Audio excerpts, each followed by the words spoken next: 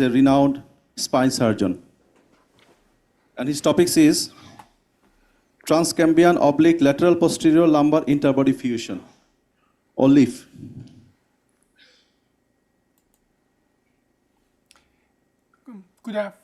Good afternoon. Somebody need to allow me to share my screen. Whoever owns this Zoom meeting need to allow me to share my screen, please.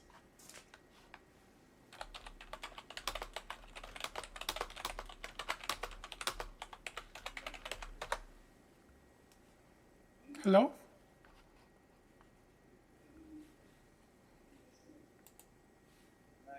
Hello? Hello? Are you able to hear me? Yeah. Well, I need to be able to, whoever owns this Zoom meeting need to allow me to share my screen.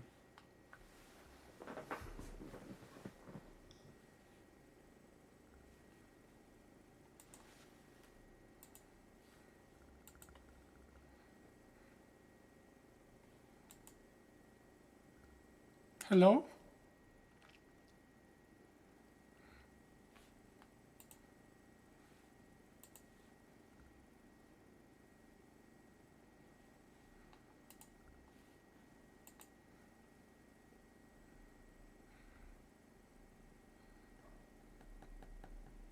On the setting of the Zoom meeting, you need to allow me to share my screen, please.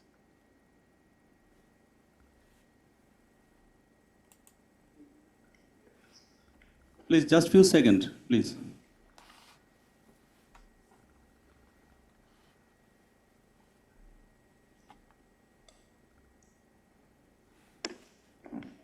Professor, you have been requested to join as co-host. Got it. Or Thank you panelist. very much. Got it. So please tell me if you're able to see my screen. Yeah. Now we can see you. Excellent. So first of all, thank you very much for having me in this fantastic meeting. I just have to adjust my screen for a second. Give me 1 second.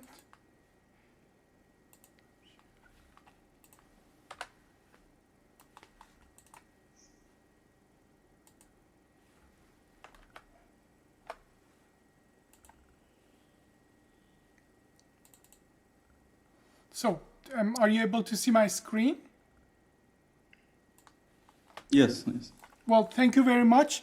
On behalf of Avicenna Society, I really thank you, and I'm honored to be with you today. And I'm going to just jump to it. I want to talk today about a very special method of approaching spine for spinal fusion. And as the Lancet said, spine is number 1 to disability worldwide now. And the number of the spinal fusions are really increasing, especially in many countries. And practically by the time you are 50 years old, there's only 30% chance. Share your full screen, please. Hello? Make it full screen, please. Full screen. It is full screen. On my side, it is full screen. You're not able to see it in full screen? We can see partially. Okay, let me just see what I can do here. On my side, my screen is fully shared, and I'm on the full screen. You're not. Close the WhatsApp. Please say it one more time.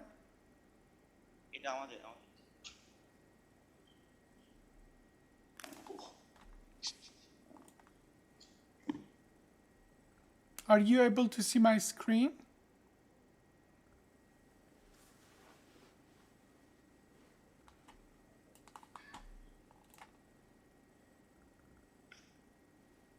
Professor, please continue your session.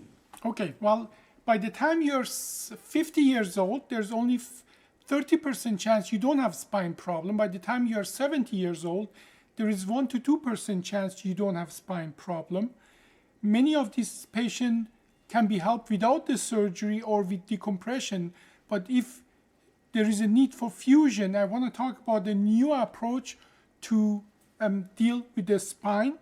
In the United States, in 2022, 1.62 million instrumented spinal fusions are performed. So I'm talking about the quiet, the high frequency surgery, at least here in the United States. And the difference between the MIS and open traditional surgery is not about the skin incision. It's about that we don't have to detach all these muscles, most of them multisegmental, that we don't disrupt the autoregulation of the muscle, we don't disrupt the vascularization of the bone, which is by surrounding muscle, and the posterior approach disrupt that.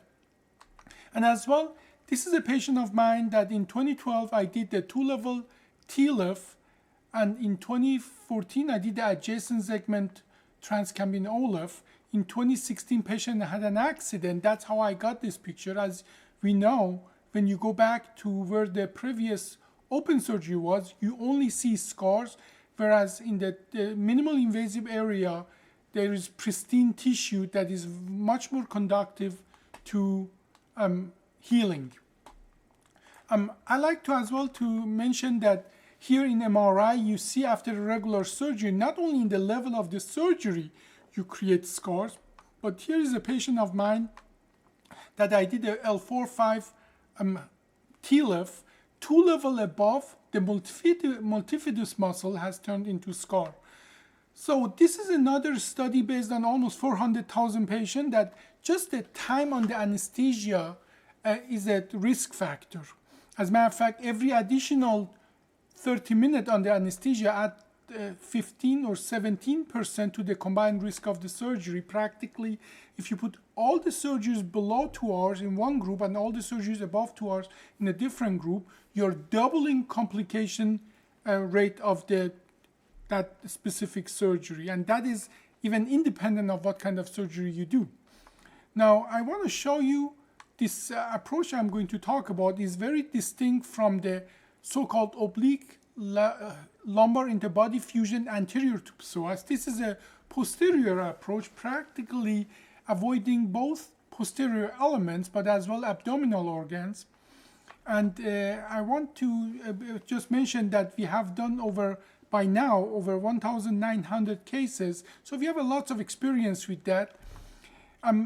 What I like to mention here is that the efficiency of the surgery that enable us provide this option to many patients who wouldn't be a candidate for regular traditional surgery, especially elderly, high BMI. As a matter of fact, more than 95% of our surgeries, even complex ones, are done under 2 hours. Now, this is practically a board of the hospital where similar surgeries, ALIF, performed in 6 and 9 hours. We perform that surgery usually under 2 hours.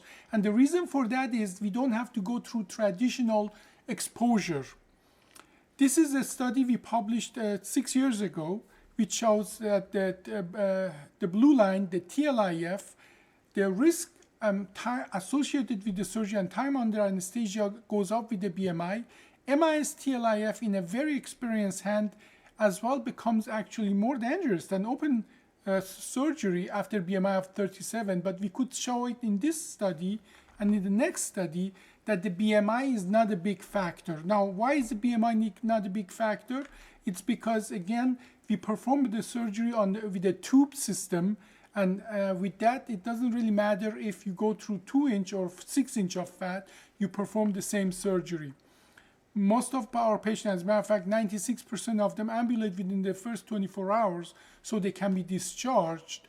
And I just want to show you that as well, comparable to other MIS procedures, the rate of infection is extremely low, the rate of fusion is extremely high, and this is not only the transcambient OLIF, but all other muscle sparing have in common that the complication rate is actually lower, infection rate is lower, and fusion rate is higher.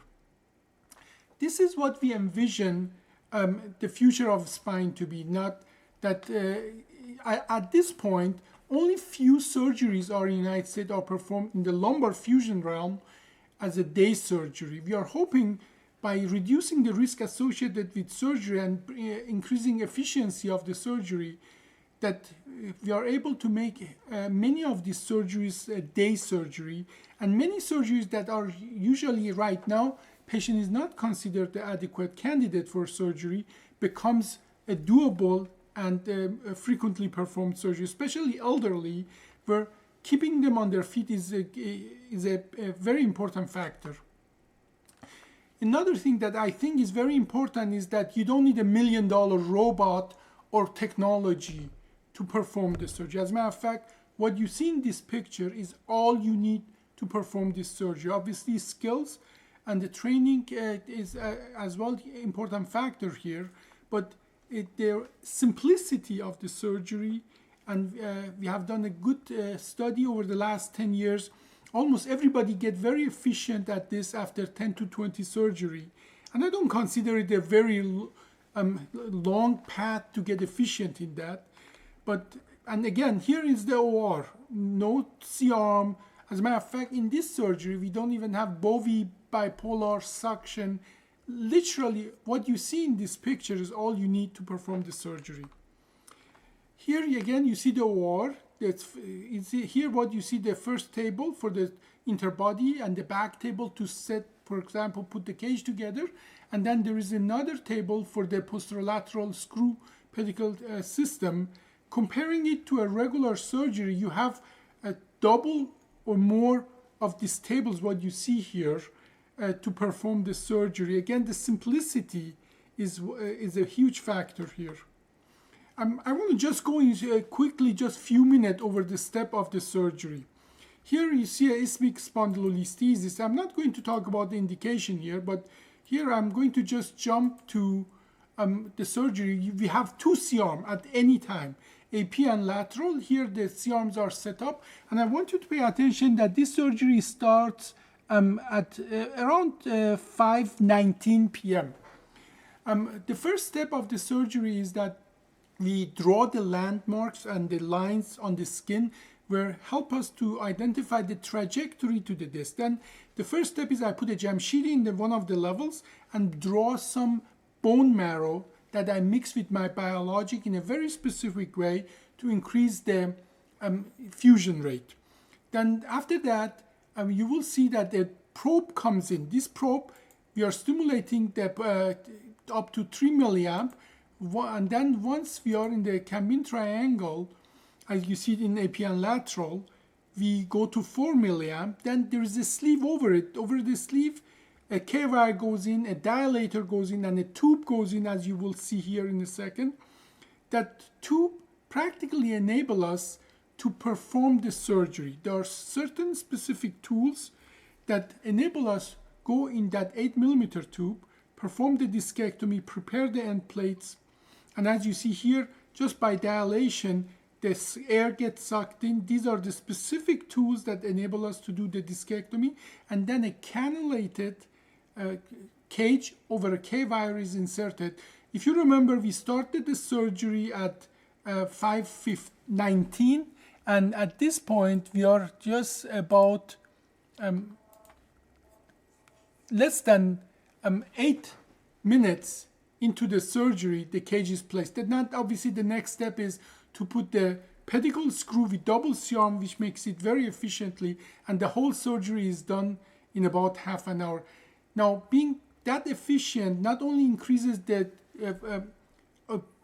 put through in the hospital and make you more efficient, but as well by having shorter surgery, all of a sudden lots of patients who wouldn't tolerate a long surgery would qualify for the surgery. I'm getting close to the end of my talk, and obviously you would need 2 C-arm and neuromonitoring. Neuromonitoring is a crucial part of this surgery, but then it enables you to be extremely efficient to perform the surgery. And I'm always asked, can you really do the discectomy?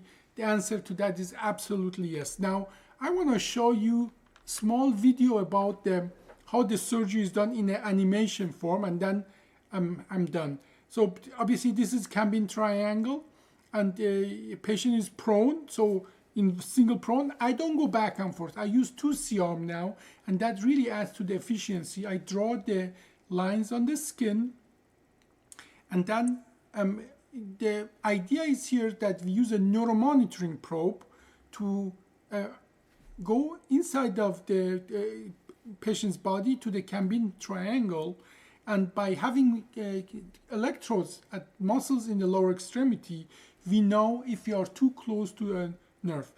3 milliamp is good enough to keep us in a safe distance to the nerve and the ganglion. And here is demonstrating for us that the angle is obviously 45 degrees to approach the Cambin triangle, and if you're close, you get the signal, and then you can avoid the nerve by repositioning your probe.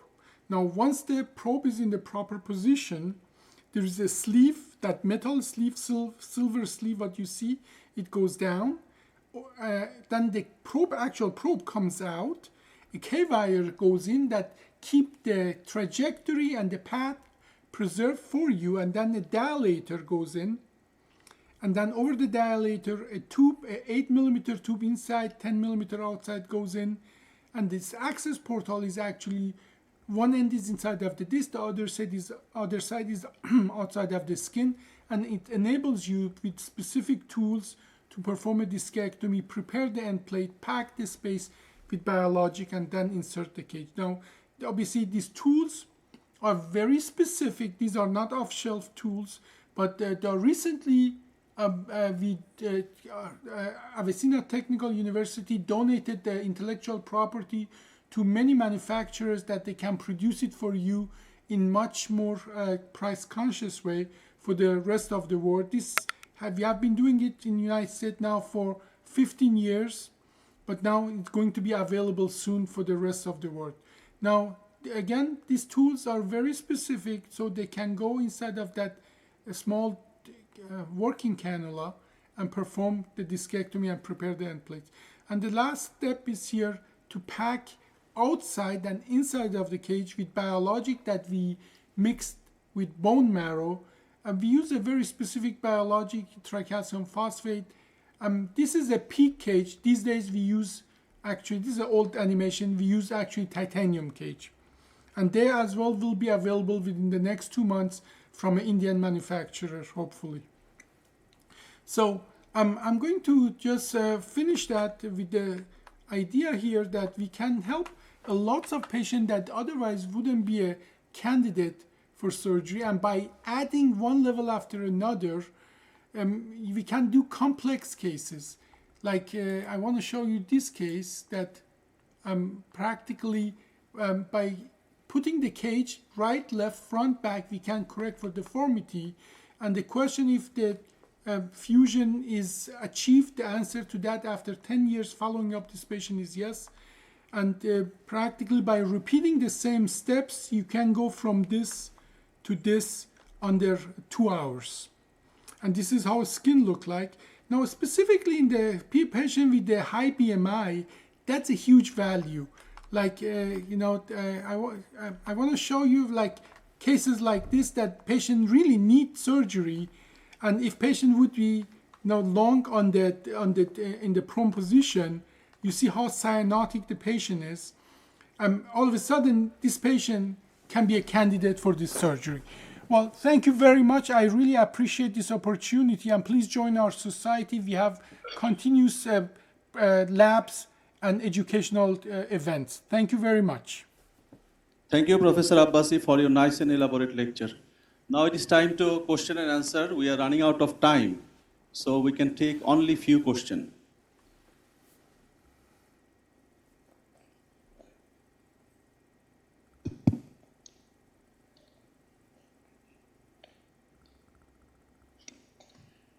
Thank you, Professor Abbasi. This is Dr. Nurjaman for your lecture and connected with us in this great event. We have 4-day international conference, and 1 day was spine.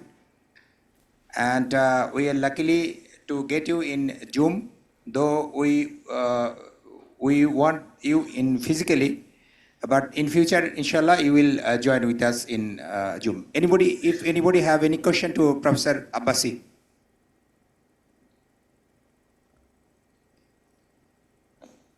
Dr. Kim, have you any comments? Thank you for giving me an opportunity to question. Thank you, Professor Hamid Reza Abbasi. I'm a big fan of you, and I always keep update on your posts in Facebook. And I want to know that if you have any case of root injury, nerve root injury due to dilator use. Could you Yeah. please share your experience? Yes, please, absolutely. First of all, honor is all mine and my pleasure is mine, and I'm really happy to be here. Now, in the learning curve, we noted that there is about 8.2% risk of nerve irritation, and we divided in two categories. True nerve irritation, meaning that it's just numbness and the weakness up to 4 or 5, and that has an extremely good prognosis. After usually 4 to 8 weeks, it starts getting better. After a year, we in our study that we published, one patient in 303 patients had permanent nerve damage from the surgery. And that makes the risk of 0.3% permanent nerve damage from the surgery itself, which is actually at par with other MIS and so on. So yes, there is a risk of nerve injury with this procedure. Surprisingly, the size of the cage did not correspond to the rate of nerve injury or nerve damage. What corresponded to the rate of the nerve damage is 5S1. In 5S1, there are 2.8 times more risk of nerve injury. The second corresponding factor is that if there is more than 3 pass under the facet, then there is about twice the risk of nerve injury. And the third factor that we think it is a factor in the nerve injury is patient had a neuropathic pain before the surgery, they have higher rate of nerve injury. There's another factor that we are investigating is the time for the disc work, because at that point you're putting a tube in and putting some pressure on the nerve, practically retractor. There are lots of studies that suggest that retraction time it correlates with nerve injury or neurological deficit.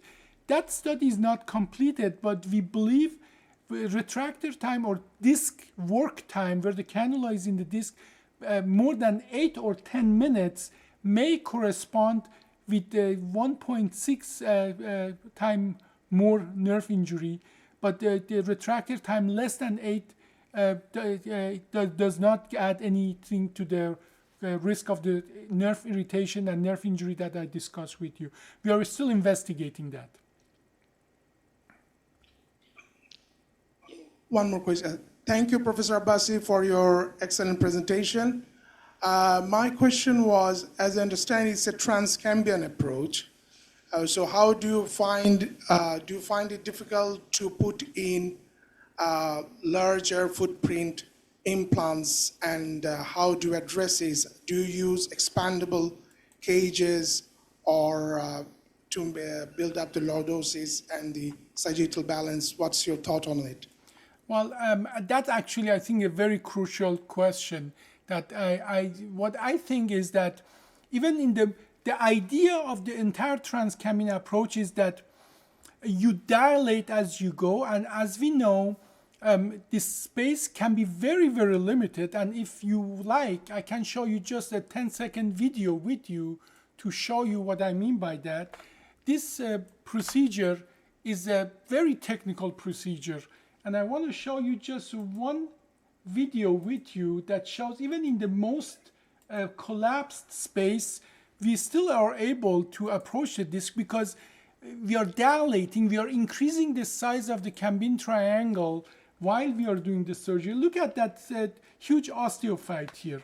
Even in this huge osteophyte, we are able to get inside, and look what happens when we go in. It literally increases the distance in the interdiscal space, and that actually increases the size of the Cambian triangle.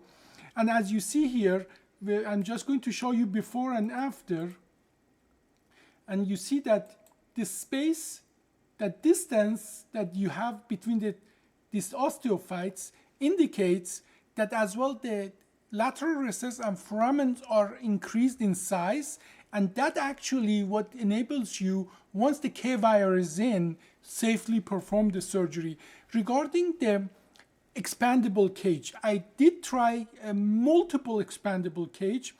Unfortunately, when you really need the expansion part of it, they have lots of small pins, sub-millimeter pins, that when you try to really put that much pressure, unfortunately, most of them failed on me. Now, what I do now these days, this cage, it comes in 2 dimensions. The height, which goes from 9 to 15, and then it has a width. That width is fixed at 9 millimeter. In many cases, and I put some videos about that as well online usually, I go with the lower profile, I go with the 9 millimeter profile in, and then once I'm in, I turn it 90 degree to the higher profile, so I don't have to deal with those sub-millimeter pins for the expansion. But as well, what's important here as well is I think that I can pack inside of the disc with biologic, and that helps me actually to make a static cage to an expandable cage, but not pay that double the price. In the United States, when you use expandable cage, the price is double. And then as well, it comes that you cannot pack it, and then it fails you and so on. So, but I have described that as well. There are lots of videos online that shows how you can use a static cage, go in the lower profile in, and then turn it to make it expand to whatever height you like. Thank you, Professor. Next time we will be in Dhaka physically. We are inviting you next time in Dhaka. Thank you. It would be my honor. Thank you very much. You have a good day. If anybody have any question regarding the other faculties in this session, if no, we can proceed for lunch.